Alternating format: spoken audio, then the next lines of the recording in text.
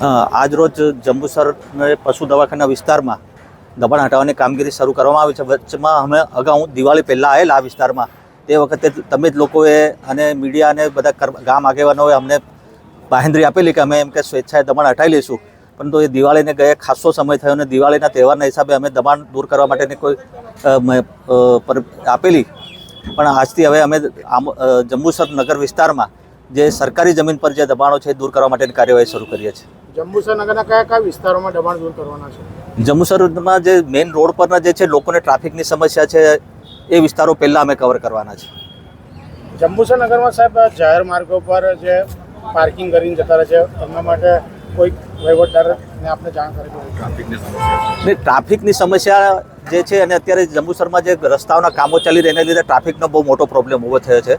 એના માટે આપણે પહેલાં તો શું છે, રોડની આજુબાજુના દબાણો લઈશું, પછી બીજા અમે સરકારી જમીન ઉપર જે ગેરકાયદે દબાણો થયેલા છે એ વસ્તુ અમે લેવાના છે।